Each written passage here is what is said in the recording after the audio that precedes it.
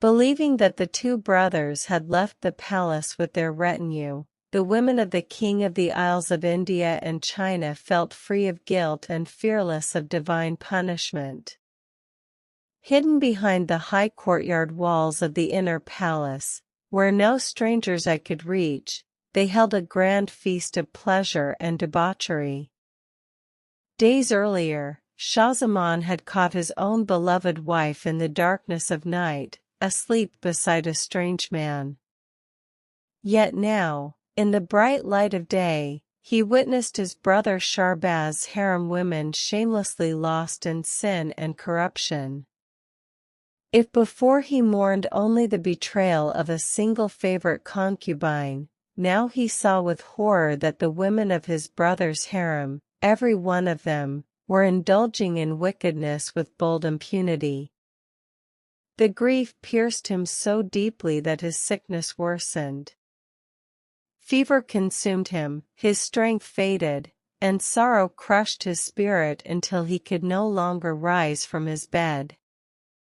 Unaware that Shah Zaman was still in the palace, the women continued their treacherous acts. A day passed. Shahrbaz, noticing his brother absent from the hunt, abandoned the expedition and returned to the palace in concern, fearing Shah Zaman's illness had grown severe. He found his brother lying pale and broken on the guest bed.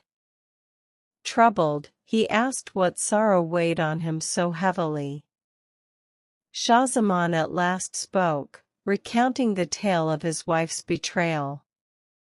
Shahrbaz listened, then asked, "But tell me, brother, what made your pain grow so much worse after arriving here? You endured a long journey in your grief, yet only after entering my palace did your illness rise like fire. Was it the same sorrow that struck you anew, or is there another wound?" Shah Zaman sighed and confessed all he had witnessed by the pool, the women of Shahrbaz's harem in open adultery under the sun. He said, "If the wound of my heart was from one woman's treachery in the secrecy of night, what of the sight here, your women, fearless beneath the daylight, reveling in vice beside the palace pool?" Shahrbaz was shaken. "I am sorry for what happened in your own palace," he said, "and glad you punished the guilty.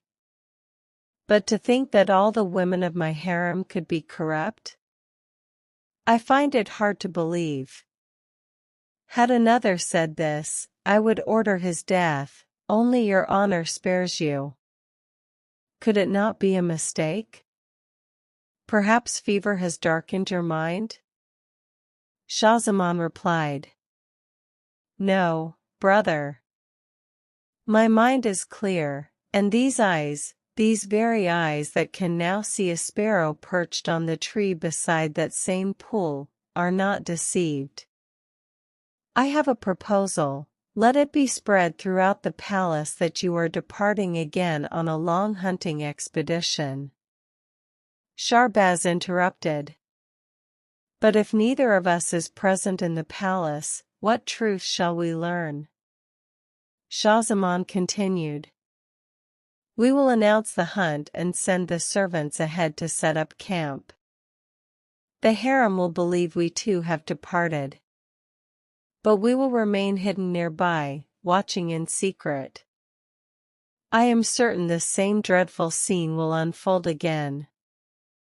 Though trusting his women, Shahrbaz agreed out of respect for his brother. And so, news of the distant hunt was spread throughout the palace. On the day of departure, after bidding farewell, the two kings secretly hid within the palace grounds, waiting unseen for what would come.